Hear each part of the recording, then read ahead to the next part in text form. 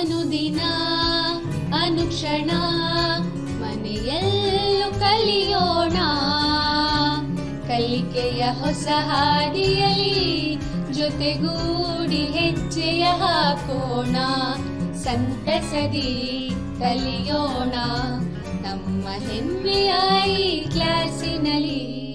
Yes, sir. Yes, teacher. Present, ma'am.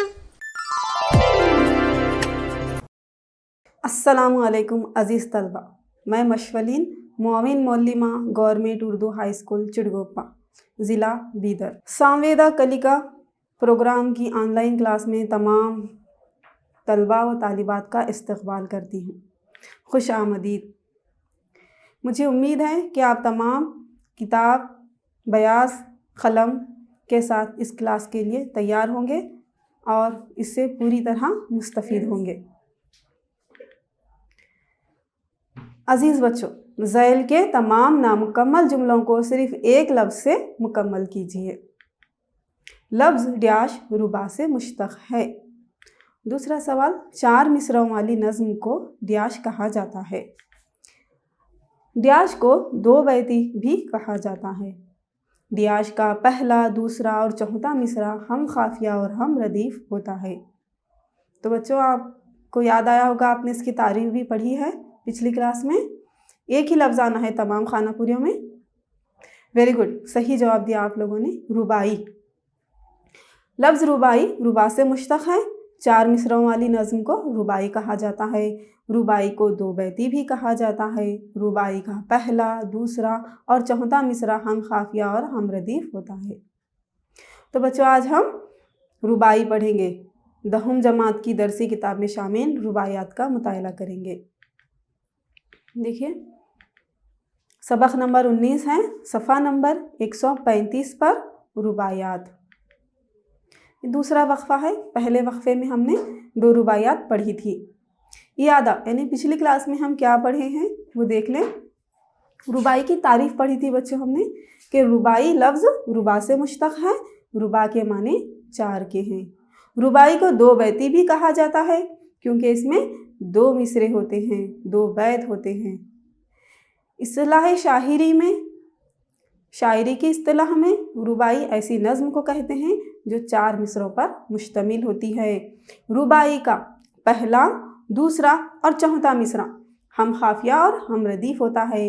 रुबाई के तीसरे मिसरे में रदीफ़ व खाफिया की पाबंदी नहीं होती। रुबाई का चौथा मिसरा हासिले कलाम होता है। रुबाई में आम तौर पर आरिफाना, फ़लसफ़ियाना, सियासी, समाजी और अखलाक़ी मज़ामीन बयान किए जाते हैं। उसके बाद हमने पढ़ा था खाफिया और रदीफ़ की तारीफ़। खाफिया हम वज़न या हम आवाज़ अल्फाज जिनका आखिरी हुर्फ एक ही हो खाफिया कहलाते हैं, जैसे हवा, दुआ, वफ़ा, बदन, चमन, वतन। रदीफ़ नज़्म या गज़ल में खाफिए के बाद आने वाले अल्फाज को रदीफ़ कहा जाता है और ये सारी नज़्म में बार बार दोहराए जाते हैं, जैसे दिले नादा तुझे हुआ क्या है, आखिर इस दर्द की दवा क्या है। इस शेर में हुआ दवा खाफिए हैं और क्या है ये रदीफ़ हैं। इस तरह से हमने शाज़ अज़ीम आबादी के तारुफ़ से मुतारफ़ हुए थे हम पिछली क्लास में कि शाज़ अज़ीम आबादी का असली नाम सैयद अली मोहम्मद है और उनकी पैदाइश 1842 ईस्वी को पटना में हुई थी। शाज़ अज़ीम आबादी को बचपन से ही शायरी का शौक़ था, तो वो बचपन से ही शेर व शायरी की तरफ राग़िब हुए। उनकी मशहूर मसनवी चश्मा-ए कौसर कई 100 अशार पर मुश्तमिल है। शाज़ अज़ीम आबादी का इंतकाल 1927 ईस्वी को हुआ।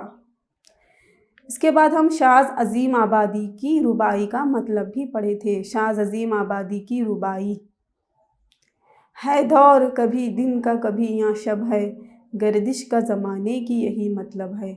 हम तुम ना रहेंगे वरना ये दुनिया सारी, ता हश्र यूं ही रहेगी जैसी अब है। तो इस रुबाई में शाज़ अज़ीम आबादी ने यानी एक सच्ची और कड़वी हकीकत को बयान किया है कि इंसान की हयात मुख्तसर है ہر جان کو موت کا مزہ چکھنا ہے۔ تو یہ زمانے کے دن، دنیا کے دن اور رات یوں ہی آتے جاتے رہیں گے، وقت گزرتا رہے گا، صبح ہوتی رہے گی، شام ہوتی رہے گی، پھر صبح پھر شام، اسی طرح سے وقت گزر جائے گا، ایک ہفتہ، اس کے بعد ایک مہینہ، اس کے بعد سال، اسی طرح برسوں گزر جائیں گے، انسان کی حیات ختم ہو جائے گی، وہ اس دنیا سے چلا جائے گا۔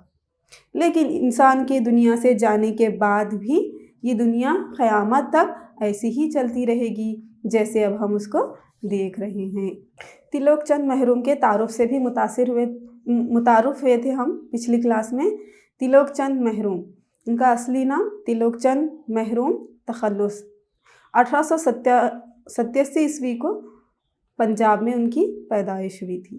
تریلوک چند محروم کے کلام کی خوبیاں برجستگی اور روانی ہیں، اور ان کی مشہور و معروف کتابیں رباعیات محروم، گنج معنی، کاروان وطن اور بہار طفلی ہیں۔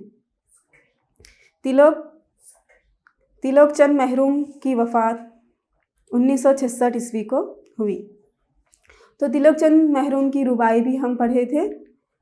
مذہب کی زباں پر ہے نکوئی کا پیام، مذہب کی زباں پر ہے نکوئی کا پیام، حسن عمل اور راست گوئی کا پیام۔ مذہب کے نام پر یہ لڑائی کیسی، مذہب دیتا ہے صلح جوئی کا پیام۔ تو اس رباعی میں تریلوک چند محروم نے انسانوں کو مل جل کر رہنے کا پیغام دیا ہے، اتحاد و اتفاق سے رہنے کا پیغام دیا ہے، قومی یکجہتی کا پیغام دیا ہے کہ تمام مذہب والے آپس میں مل جل کر رہیں، چاہے وہ ہندو ہو، مسلم ہو، سکھ ہو، عیسائی ہو، اور دنیا کے تمام مذاہب انسان کو سچ بولنے کا، نیک عمل کرنے کا اور مل جل کر رہنے کا پیغام دیتے ہیں۔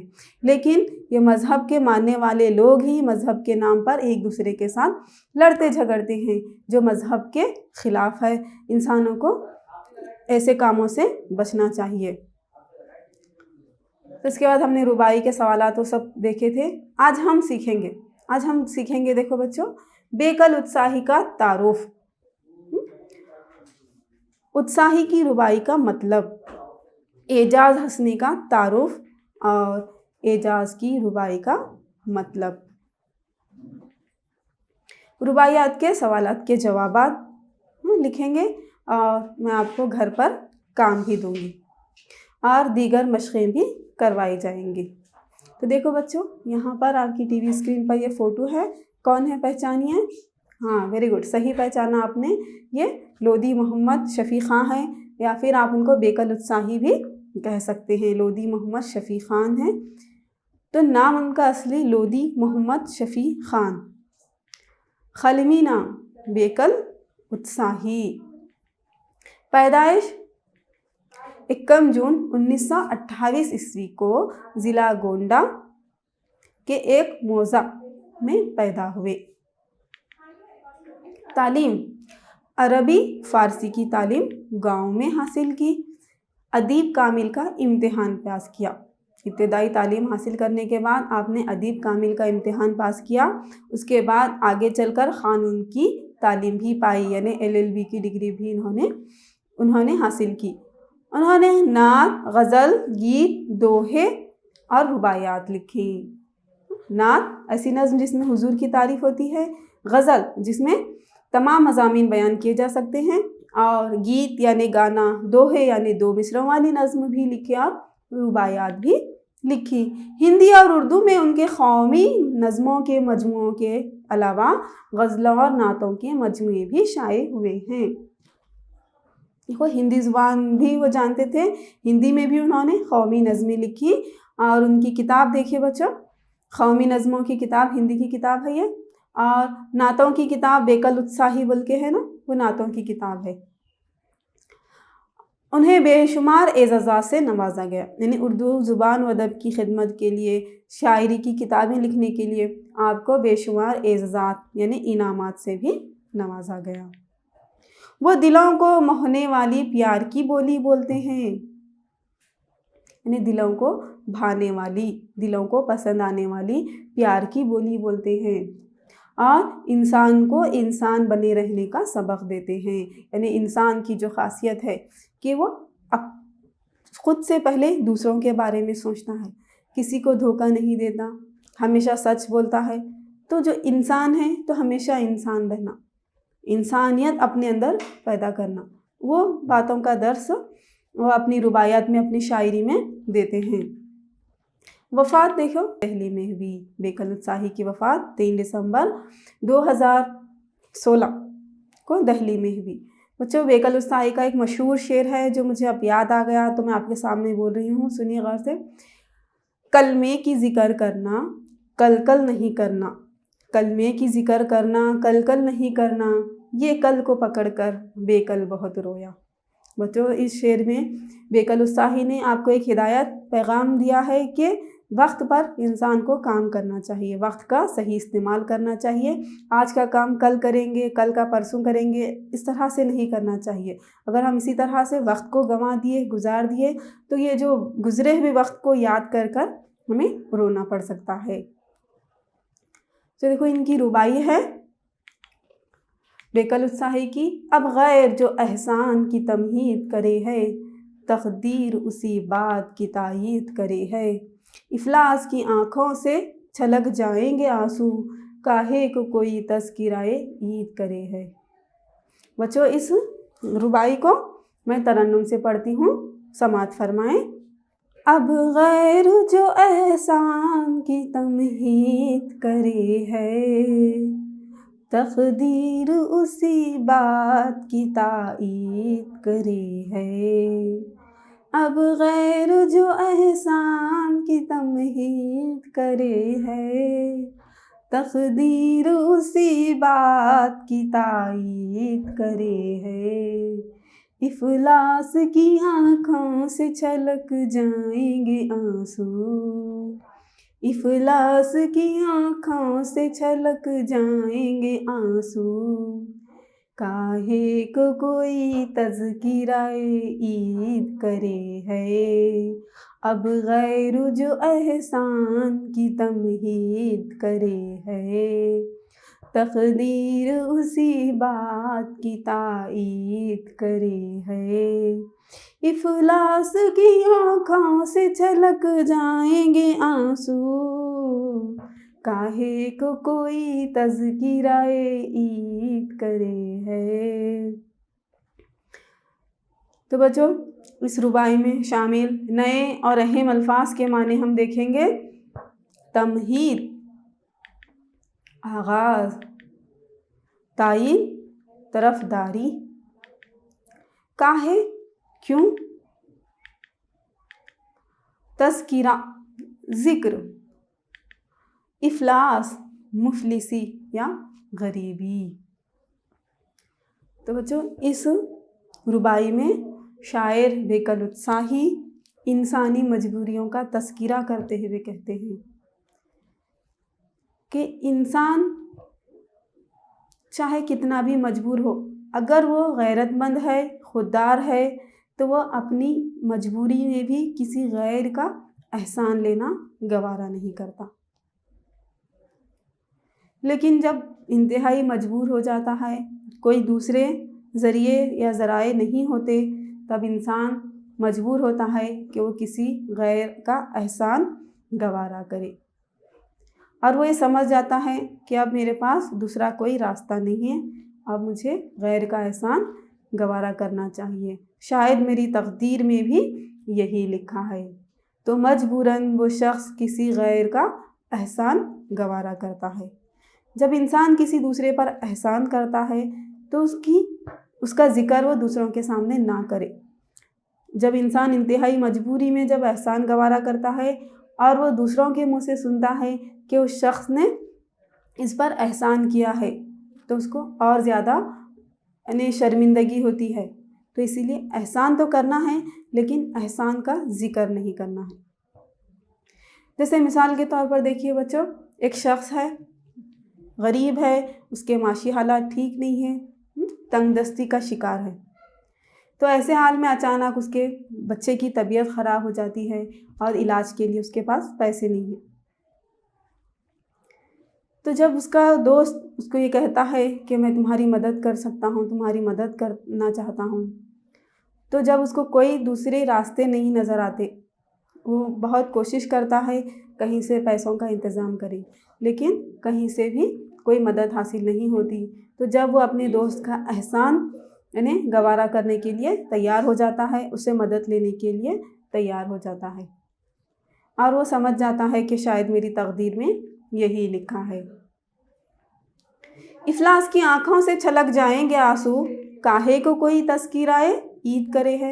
افلاس مفلسی غریبی، تو اس میں بھی ایک ہدایت ہے کہ جب کوئی مفلس ہے، غریب ہے، بدحال ہے، تو اس کے سامنے کوئی خوشحال انسان اپنی خوشحالی کا ذکر نہ کرے یا پھر عید کا ذکر نہ کرے، کیونکہ جب مفلس انسان کسی کی خوشحالی کا ذکر سنتا ہے یا عید کا ذکر سنتا ہے تو اس میں احساس کمتری آ جاتی ہے اور وہ دکھی ہو جاتا ہے، اس کی آنکھوں میں آنسو آ جاتے ہیں کہ عید آ گئی ہے اور نہ میں اپنے لیے کچھ کر سک رہا ہوں، نہ اپنے اہل و عیال کے لیے کچھ کر سکتا ہوں، عید کی خوشیوں کا لطف نہیں اٹھا سکتا، میرے معاشی حالت خراب ہے، میں غریب ہوں۔ یہ خیال آتے ہی اس کی آنکھوں میں آنسو آ جاتے ہیں۔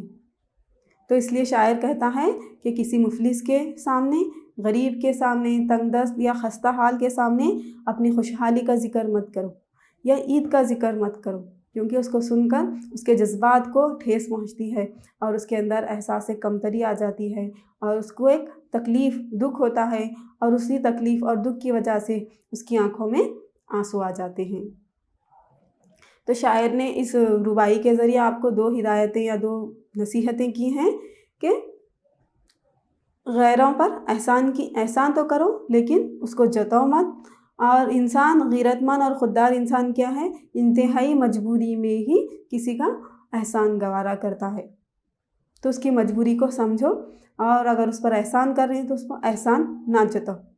اور دوسرا، کسی غریب کے سامنے، بدحال شخص کے سامنے اپنی خوشی کا ذکر مت کرو، عید کا تذکرہ مت کرو، یعنی اس کو سن کر اس غریب یا مفلس شخص کو اپنے دکھوں کا احساس ستاتا ہے اور اس کی آنکھوں سے آنسو آنے لگتے ہیں، یعنی آپ کسی کو دکھ دینے کا سبب مت بنو۔ تو ایگزام میں آپ اس ربائی کا مطلب اس طرح سے لکھ سکتے ہیں بچوں، دیکھو، اس ربائی میں بے کل اتساہی انسانی مجبوریوں کا تذکرہ کرتے ہوئے کہتے ہیں کہ بعض اوقات انسان کے نہ چاہنے کے باوجود اس کو تقدیر کا لکھا مجبور کرتا ہے کہ وہ کسی غیر انسان کا احسان برداشت کرے۔ تو دوسرے یعنی ربائی کے دوسرے شعر کا مطلب ہے جب انسان مفلسی اور تنگ دستی میں گرفتار رہتا ہے تو عید کے تذکرہ پر فطرتاً اس کو اپنی محرومی کا احساس ستاتا ہے اور خود بخود اس کی آنکھیں اپنی مجبوری اور بے بسی پر چھلک اٹھتی ہیں۔ تو بچوں بڑھتے ہیں اگلی یعنی سرگرمی کی طرف۔ سرگرمی نمبر 1، یعنی ابھی آپ نے بے کل اتسائی کا تعارف پڑھا، بے کل اتسائی کے تعارف سے متعارف ہوئے اور ان کی ربائی بھی ہم نے پڑھی۔ تو اسی سے متعلق چند سوالات ہیں، اس کو حل کرنا ہے آپ کو۔ ایک جملے میں جوابات دیجئے۔ سوال نمبر 1، افلاس کی آنکھوں سے آنسو کب چھلکتے ہیں؟ جواب دیجئے، ایک جملے میں ہے، آسان ہے، دے سکتے ہیں آپ لوگ؟ ہاں بالکل صحیح جواب دیا آپ نے، افلاس، عید کا ذکر سن کر افلاس کی آنکھوں سے آنسو چھلکتے ہیں، یعنی تذکرہ عید پر عید کا ذکر سن کر غریب شخص کی آنکھوں میں سے خود بخود آنسو آ جاتے ہیں۔ دوسرا سوال ہے، دیکھو، تقدیر کس بات کی تائید کرتی ہے؟ جواب دیجئے۔ بالکل صحیح جواب دیا آپ نے، تقدیر اس بات کی تائید کرتی ہے کہ مجبوری میں غیر کا احسان گوارا کرنا چاہیے۔ اسی طرح سے 2 یا 3 جملوں میں جوابات دینا ہے بچوں۔ پہلا سوال ہے، غیروں پر احسان کی تمہید کرنا کیوں درست نہیں ہے؟ دیکھو اس کا جواب، آپ لکھنے کی کوشش کرو، اور اگر آپ کے ذہنوں میں ہے تو یہ جواب سے صحیح ہے کیا نہیں۔ دیکھو، جو انسان غیرت مند ہوتا ہے یعنی خوددار ہوتا ہے، وہ چاہے کسی حال میں بھی رہے، اس کی غیرت کسی کا احسان مند ہونا گوارا نہیں کرتی، کسی کا احسان لینا اس کو اچھا نہیں دکھتا، اس لیے غیروں پر احسان کی تمہید کرنا درست نہیں ہے۔ ہاں اگر تقدیر میں ایسا لکھا ہو تو انسان تقدیر کے آگے مجبور و بے بس ہے۔ اسی طرح سے دیکھو بچوں، یہ شاعر ایچ محمد غوث ہیں، آپ کی کتاب میں بھی ان کی تصویر ہے۔ ان کا اصلی نام دیکھیں گے، نام ایچ محمد غوث ہے، اور قلمی نام یعنی اردو ادب میں وہ جس نام سے مشہور ہیں اعجاز حسنی۔ یعنی سوال بھی آپ کو امتحان میں اعجاز حسنی کے نام سے ہی آئے گا کہ اعجاز حسنی نے اپنی ربائی میں کیا پیغام دیا ہے، کیا کس سماج کی کس برائی کی طرف اشارہ کریں، تو اعجاز حسنی ان کا قلمی نام ہے۔ پیدائش 1926 عیسوی کو اپنے آبائی وطن حاسن میں پیدا ہوئی۔ آبائی وطن یعنی ہمارے باپ دادا آبا و اجداد کا وطن ان کا حاسن تھا، اور وہاں پر 1926 عیسوی میں پیدا ہوئے۔ ابتدائی تعلیم حاسن میں ہوئی۔ حصول تعلیم کی غرض سے انہیں میسور جانا پڑا، یعنی اعلیٰ تعلیم کے لیے وہ کہاں چلے گئے؟ میسور چلے گئے۔ وہاں ان کے شعری شوق کو جلا نصیب ہوئی، یعنی زندگی نصیب ہوئی۔ بچپن سے ہی ان کو شعر و شاعری کا شوق تھا، لیکن جب میسور گئے تو وہاں کے ماحول میں ان کے شعری شوق کو اور بڑھاوا ملا، زندگی نصیب ہوئی۔ وہ خوش مزاج انسان تھے، یعنی ہنسمکھ انسان تھے، ہنسی خوشی سے رہنے والے انسان تھے، لیکن بہت جلد سنجیدہ شاعری کی جانب راغب ہوئے۔ یعنی سنجیدہ شاعری، سماج کے سنجیدہ مسائل پر انہوں نے اپنا قلم اٹھایا، سماج کی برائیوں پر انہوں نے لکھنا شروع کیا۔ ان کے کلام کا مجموعہ ذائقے کے نام سے شائع ہو چکا ہے، یعنی ان کی شاعری کی کتاب کا نام ہے ذائقے۔ ان کے کلام میں سادگی کے ساتھ ساتھ طنز و مزاح کا ذائقہ بھی ہے، یعنی سنجیدگی کی شاعری کرتے ہیں، سادگی ہے ان کے کلام میں، اور ساتھ ہی ساتھ طنز و مزاح بھی ہے۔ طنز یعنی طعنہ، مزاح یعنی ہنسی مذاق۔ تو آپ سماج میں پائی جانے والی برائیوں پر طعنہ کستے ہیں اپنی شاعری میں، اور اس طرح کے مزاح کا استعمال کرتے ہوئے ہنسی مذاق کے ذریعے سماج میں پائی جانے والی برائیوں پر آپ نشانہ لگاتے ہیں۔ تو ان کی ربائی دیکھیے، ربائی نمبر 4 ہے اعجاز حسنی کی۔ باپ بیٹی کا ہمیشہ ہی سے ناشاد رہا، سہ کر فرمائشیں داماد کی برباد رہا، یوں تو ہر شخص کی فطرت کو بدل سکتے ہیں، لیکن داماد کو الٹا بھی تو داماد رہا۔ تو بچوں میں اس ربائی کو ترنم سے پڑھتی ہوں، سماعت فرمائیے۔ باپ بیٹی کا ہمیشہ ہی سے ناشاد رہا، باپ بیٹی کا ہمیشہ ہی سے ناشاد رہا، سہ کر فرمائشیں داماد کی برباد رہا، سہ کر فرمائشیں داماد کی برباد رہا، یوں تو ہر شخص کی فطرت کو بدل سکتے ہیں، یوں تو ہر شخص کی فطرت کو بدل سکتے ہیں، لیکن داماد کو الٹا بھی تو داماد رہا، باپ بیٹی کا ہمیشہ ہی سے ناشاد رہا، سہ کر فرمائشیں داماد کی برباد رہا، یوں تو ہر شخص کی فطرت کو بدل سکتے ہیں، لیکن داماد کو الٹا بھی تو داماد رہا۔ تو اس کا مطلب ہم سمجھیں گے کہ باپ بیٹی کا ہمیشہ ہی سے ناشاد رہا، ناشاد یعنی ناخوش۔ تو جو بیٹی کا باپ ہے اس کو ایک فکر لگی ہوئی رہتی ہے، اور وہ فکر میں زندگی گزارتا ہے اور ہمیشہ ناخوش رہتا ہے۔ جیسے ہی بیٹی پیدا ہوتی ہے تو اس کو ایک فکر ہوتی ہے کہ اس کو شادی کر کے دینا ہے، اور اس کے جہیز کی فکر اس کو ستاتی رہتی ہے، جس کی وجہ سے وہ دن رات کام کرتا ہے، محنت کرتا ہے۔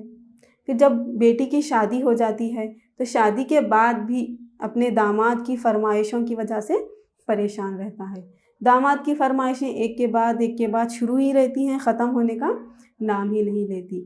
تو سماج میں جو داماد کی فرمائشیں ہیں یا جہیز کا جو رواج ہے، اس کے اوپر شاعر نے انہیں طنز کیا ہے کہ لوگ किसी की मजबूरी को नहीं समझते, सिर्फ अपनी ख्वाहिशात का इजहार करते हैं। सामने वाले के पास वसाइल हैं या उसको पूरा कर सकता है या नहीं कर सकता, ये हम नहीं देख सकते। तो दामाद की लाख फरमाइशें पूरी करने के बाद भी क्या है, वो अपनी बेटी से मुतमईन नहीं है, अपनी बेटी की खुशहाल ज़िंदगी के लिए परेशान है।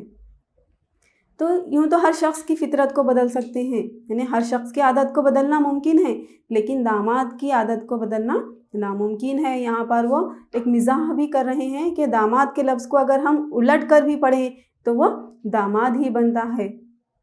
तो दामाद को बदलना, दामाद की फ़ितरत या आदत को बदलना नामुमकिन है। उसकी लाख फरमाइशें करने के बाद भी वो दामाद ही रहता है। तो एग्ज़ाम में हम इस तरह से लिख सकते हैं उसको। इस रुबाई में एजाज हसनी ने तंज़ो मज़ाक के अंदाज़ में अपनी बात कहने की कोशिश की है। वो कहते हैं कि बेटी का बाप हमेशा नाशाद रहता है, क्योंकि वसाइल मुहैया हो या ना हो, सारी उम्र उसको दामाद की फरमाइशें सहनी पड़ती हैं। वो कहते हैं फ़ितरत को बदला जा सकता है, लेकिन दामाद की फ़ितरत को बदलना मुमकिन नहीं, क्योंकि दामाद के लफ्ज़ को अगर हम उलट कर भी पढ़ें तो दामाद ही पढ़ा जाएगा। तो बच्चों, हमने रुबाई पढ़ी, अब इसके सवालात के जवाब देखते हैं। एक जुमले में जवाब दीजिए। सवाल नंबर 1, बेटी का बाप बर्बाद क्यों रहा? जवाब बिल्कुल सही है, दामाद की फरमाइशें सहकर बेटी का बाप बर्बाद रहा। दूसरा सवाल, किसकी फ़ितरत को बदलना नामुमकिन है? यह भी सही जवाब दिया आपने, दामाद की फ़ितरत को बदलना नामुमकिन है। 2 या 3 जुमलों में जवाब दीजिए। एजाज हसनी ने अपनी रुबाई में समाज की किस बुराई की तरफ इशारा किया है? एजाज हसनी ने समाज की इस बुराई की तरफ इशारा किया है जिसको दामाद कहा जाता है। बेटी का बाप मजबूर होता है कि बेटी की खातिर दामाद के नखरे सहे और उसकी फरमाइशें पूरी करे, चाहे उसके पास वसाइल हो या ना हो। देखो बच्चों, कुछ किताबी मशक़ी सरगर्मियाँ हैं यहाँ पर। मशक़ी सरगर्मियाँ, खौसीन में दिए गए बेतरतीब हुरूफ को कुछ इस तरह तरतीब दीजिए कि वो उल्टा और सीधा एक साथ तौर पर पढ़े जाएं। तो देखो, बे अलीफ शीन शीन अलीफ, नून अलीफ नून दाल अलीफ, मीम दाल अलीफ अलीफ दाल, ते खै, है मीम मीम, काफ काफ सीन। तो उल्टा या सीधा ऐसे तरतीब है ना कि सीधा और उल्टा एक साथ तौर पर पढ़े जाएं। जैसे अभी हमने दामाद पढ़ा, दामाद को उल्टा भी लिखें तो दामाद होता है और सीधा भी लिखें तो दामाद होता है। जल्दी कीजिए बच्चों, आपको थोड़ा वक्त देती हूँ।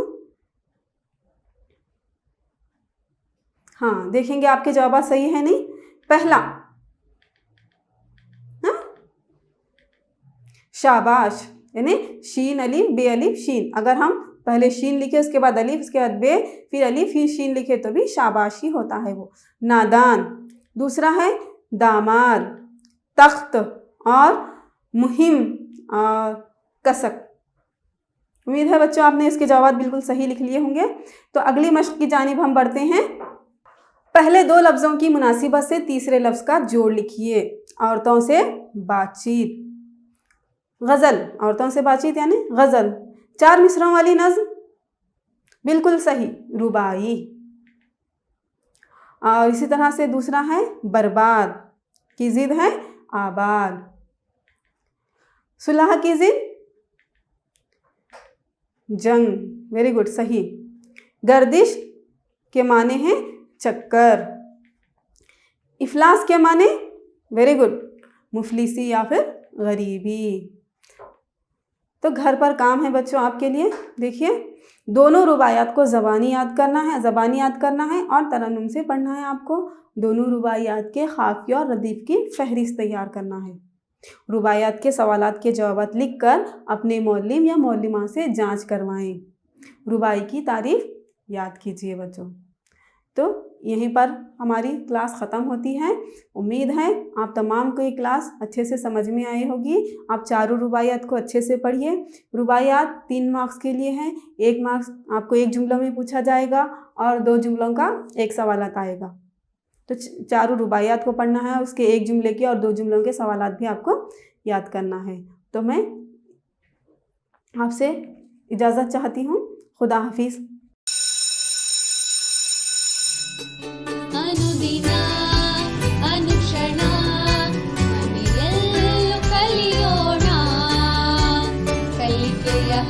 ಹಾದಿಯಲಿ ಜೊತೆಗೂಡಿ ಹೆಜ್ಜೆಯ ಹಾಕೋಣ